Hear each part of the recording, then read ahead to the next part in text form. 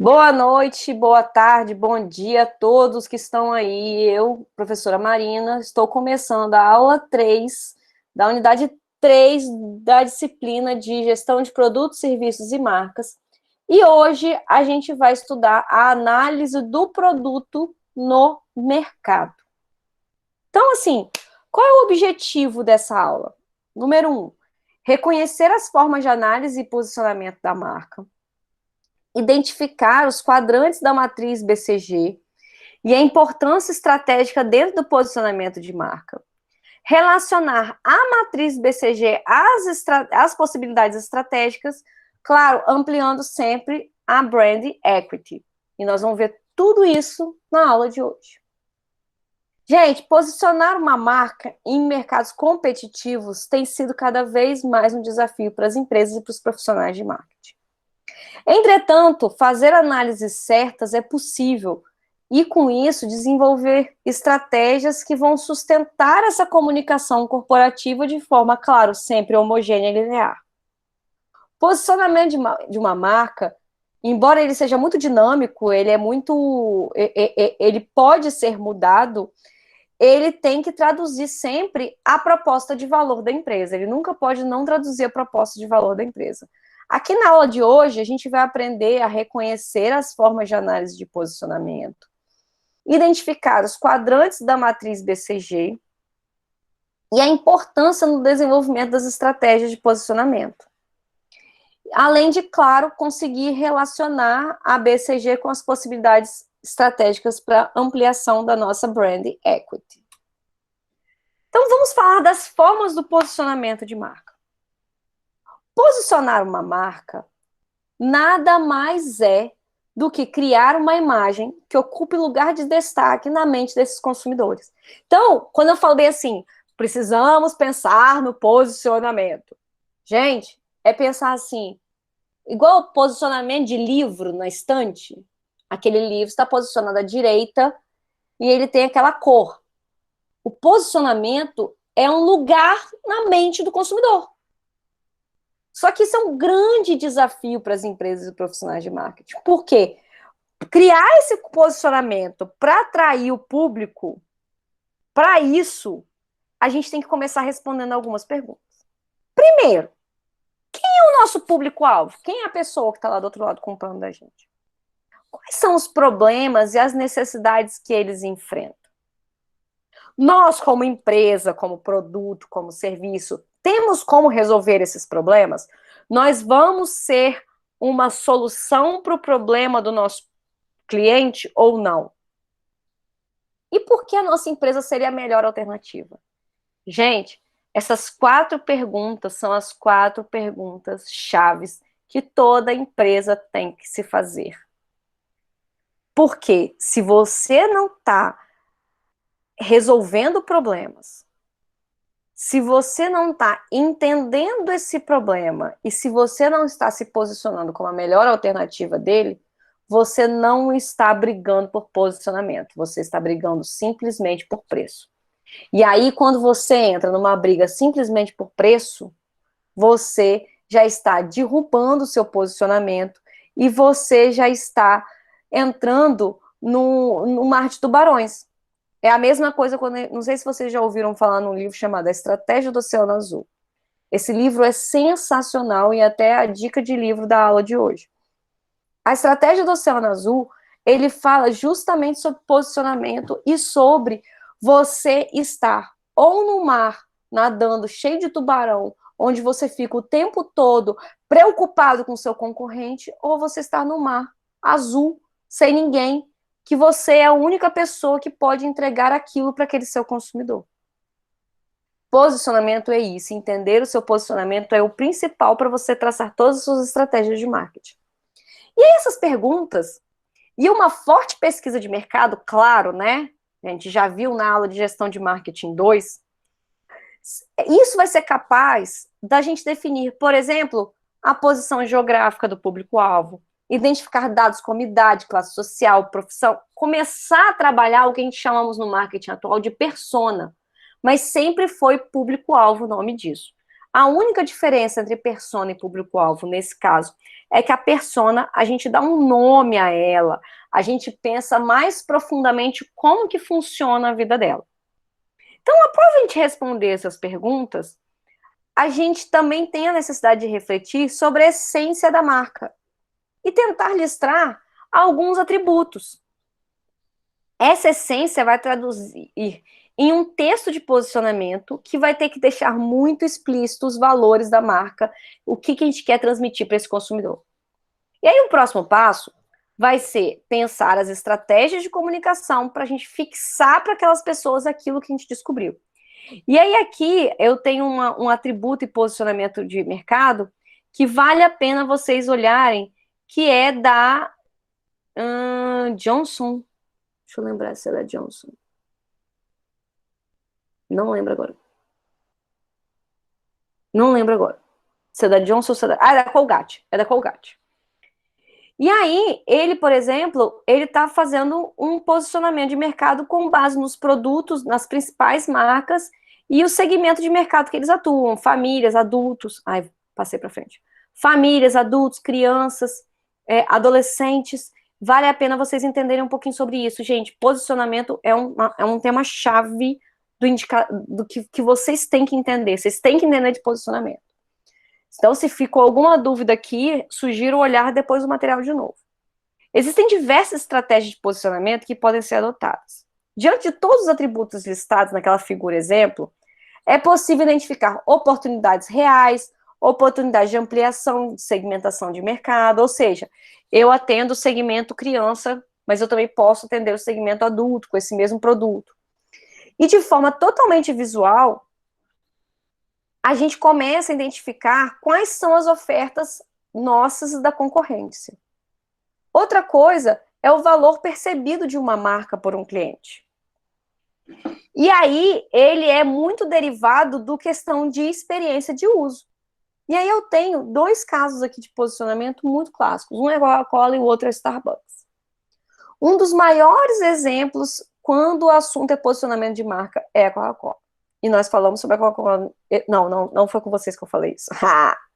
Confundi. A Coca-Cola é uma marca que sempre busca reforçar os valores como amizade, felicidade, família, amigos, diversão e união. Só que ela nunca está vendendo Coca-Cola, vocês concordam? A Coca-Cola, ela está vendendo o que a Coca-Cola pode proporcionar para você, que são todos esses valores do posicionamento da marca. Outra coisa é o Starbucks, que ele vende simplesmente café, gente. E o seu posicionamento é totalmente focado naquela experiência que aquele consumidor está tendo. E a grande sacada dessa marca foi escrever o nome do cliente no copo, antes de entregar a bebida. Então você chega lá, você fala seu nome, apesar de que na maioria das lojas do Starbucks, não sei se alguém já teve essa experiência de entrar numa loja da Starbucks, apesar de que na maioria das lojas da Starbucks eles escrevem meu nome errado, me chamam de Mariana. Mas, enfim, escrevem muitos nomes errados. É uma experiência. E essa experiência, essa pequena atitude acabou transformando uma cultura e gerando muita mídia espontânea em várias redes sociais, porque as pessoas veem seu nome lá e ela acaba compartilhando aquilo. A matriz BCG, gente, é uma metodologia desenvolvida no final dos anos 60 pela Boston Consulting Group para analisar o quê? Um produto em relação a todo o mercado da concorrência. Essa análise começa a entender, dá para entender o crescimento, a participação, como para você tomar decisões estratégicas com base naquela linha de produtos que você tem. Um dos autores que a gente cita no livro é o Roger Kering. Ele fala o seguinte: as empresas precisam saber onde estão para só então estabelecer qual será a direção que quer seguir, para a gente não ser um carro desgovernado como esse daqui dos Simpsons. A gente tem que saber para onde a gente vai. A gente tem que saber a direção que a gente vai seguir.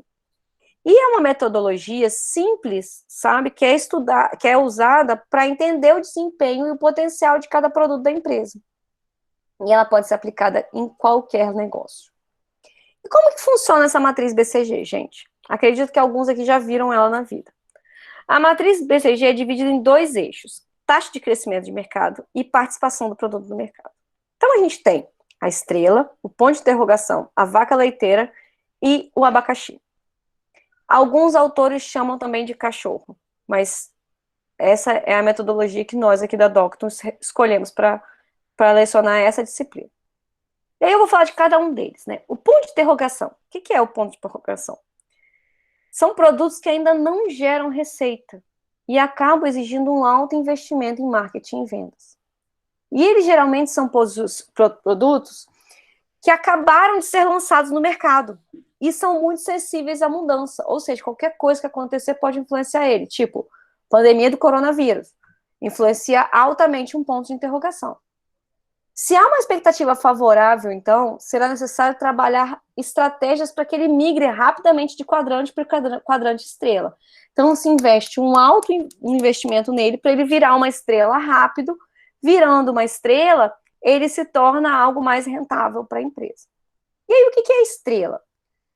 São os produtos que possuem potencial de crescimento e geram boa rentabilidade, mas que ainda não estão estáveis e necessitam de um investimento alto para alcançar a performance nas vendas também. Só que eles já estão no mercado, eles já geram rentabilidade. E os produtos posicionados nesse quadrante, eles necessitam de investimento e um monitoramento contínuo.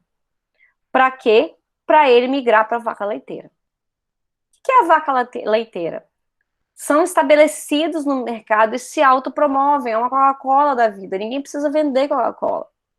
São produtos também que geram mais lucros e que não necessitam de altos investimentos. E esse é o objetivo de toda empresa quando lança um produto no mercado, gerar mais lucros sem grande investimento. O Google e o Big Mac são exemplos de produtos que estão posicionados nesse quadrante. A empresa obtém os lucros desses produtos para lançar outros produtos lá no ponto de interrogação, que depois vai virar estrela e que depois vai virar vaca leiteira. E a gente tem o abacaxi, que são aqueles que estão em baixa performance, baixa margem de vendas e devem ser submetidos à análise de viabilidade. Geralmente, são produtos que provavelmente vão ser descontinuados. Tá, mas encaixei os produtos na BCG, e agora, o que eu faço? Então, assim, não basta se posicionar os produtos na BCG. A gente tem que analisar as posições e os contextos. O ideal é determinar sempre um período limite de tempo para essa análise, para a gente saber se um ponto de interrogação continua em ponto de interrogação há muito tempo, se uma vaca leiteira está quase virando um abacaxi. Então, assim, um ponto de interrogação, por ele ter baixa participação no mercado e alta taxa de crescimento no mercado, ele tem potencial para se tornar estrela vaca leiteira. E aí a gente tem um objetivo com relação a isso. Deve investir mais no crescimento e considerar o não investimento. Já a estrela, você tem investimento para crescimento futuro. A vaca leiteira, você utiliza o lucro para financiar o crescimento de estrelas e investir talvez em alguns pontos de interrogação. E os abacaxis, é necessário reavaliar esse posicionamento para, se necessário, retirar esse produto do mercado. Então, todos esses quadrantes necessitam de um monitoramento contínuo, pois a gente tem que ficar totalmente atento à concorrência e à demanda crescente do mercado, para a gente, por exemplo, não se tornar uma máquina fotográfica no mundo de hoje. Qual máquina fotográfica no mundo de hoje tem participação de mercado? Uma máquina fotográfica digital, que seja profissional e outras coisas, que tenha diferencial de um celular. Porque eu, por exemplo, muitas vezes faço saídas fotográficas para fotografar coisas para os meus clientes na empresa de marketing que eu tenho, e eu faço pelo meu celular. Eu tenho um iPhone, daquele que faz aquele fundo infinito, ou seja, eu consigo fazer foco. Eu faço tudo pelo celular, mas eu tenho câmera profissional, eu não levo câmera profissional em todos os jobs que eu faço. E aí, uma relação entre matriz BCG e a brand equity, né? Após analisar o portfólio de negócios com essa matriz BCG, a empresa terá um mapeamento da situação atual dos seus produtos e vai conseguir identificar em que pontos necessários realizar mais investimentos e aproveitar as possibilidades de crescimento, que é exatamente o que nós acabamos de falar. Roger Kering fala o seguinte, para qualquer produto, existe tanto o mercado atual, que são de consumidores existentes, como um novo mercado, que são os clientes em potenciais. E para qualquer mercado existe um produto atual e algo que ainda não foi desenvolvido e que você poderia, inclusive, desenvolver. E aí, no quadro seguinte, vai ver 4 estratégias de mercado-produto. A gente tem os atuais e os novos, os mercados atuais e novos e os produtos atuais e novos. E esse exemplo de mercado-produto é um exemplo, por exemplo, da Ben Jerry's. Eu não sei se vocês conhecem essa sorveteria, uma sorveteria que, inclusive, que eu adoro. Eles usam essa questão de estratégia de mercado-produto para fazer análise. Então, o que é mercado atual, produto atual? Penetração de mercado, vender mais sorvete super premium, Ben Jerry's, para os norte-americanos. Atuais novos, né? Ou seja, mercado atual, mas produtos novos. Vender um novo produto, por exemplo, roupa infantil. Produtos atuais, mercados novos, desenvolvimento de mercado, vender mais sorvete para mercados sul-americanos pela primeira vez. Então, ou seja, vir para outros mercados aqui na América do Sul que eles nunca vieram. E mercados novos e produtos novos. Diversificação, vender um novo produto. Que aí, mesma coisa que ele fala sobre esse novo produto dentro do mercado sul-americano. E aí, depois que a gente classifica todos esses produtos, a gente começa a analisar o potencial de cada um. E aí tem algumas perguntas que são feitas para a gente analisar isso. Como investir para chegar aonde queremos? Como aplicar esses planos de ações? E como os resultados se comparam com os planos de ações e as possibilidades que podem ocorrer no meio do caminho e os desvios que podem ocorrer no meio do caminho. Esse mercado nosso, gente, ele está em constante movimento. E as inovações, na verdade, são pensamentos que as empresas têm que estar dentro delas sempre para não cometer o erro que a Blockbuster cometeu. Eu não sei se vocês sabem o caso da Blockbuster, mas a Blockbuster teve uma proposta numa reunião de análise de futuro que seria o primeiro streaming, né? Que seria concorrer com o Netflix. A Blockbuster, que é uma marca que era uma locadora, sumiu no mercado porque ninguém mais aluga filme. Todo mundo trabalha com streaming. E quando foi falado numa reunião que poderia se colocar as fitas todas no mundo virtual, né, todas na internet, e que as pessoas poderiam fazer os aluguéis por ali e assistir por ali, chamaram o cara que deu essa ideia de louco. Ele vendeu essa ideia para outras pessoas e hoje é o que nós temos, que é o streaming. Ninguém mais tem uma mídia física para colocar lá no seu DVD. As pessoas pegam tudo em streaming. Nem para virar uma Kodak da vida, que não acreditou nas máquinas fotográficas digitais. Então, as inovações, elas trazem incertezas. Claro que trazem incertezas, mas eu tenho certeza que o mundo de hoje está muito mais adepto à inovação do que o mundo que era de 10, 20 anos atrás. Então, uma ferramenta que pode auxiliar bastante as empresas que querem testar novas ideias é o MVP, que a gente chama de produto mínimo viável, que é o quê? Uma versão simplificada do produto para poder testar esse novo mercado. E aí, é possível, dessa forma, fazer todas essas perguntas, né? Para poder saber se vai dar continuidade, se vai dar prejuízo, o que vai ser feito daquele produto. E aqui eu não vou entrar a fundo nesse processo, na verdade eu trouxe esse processo só para visualização.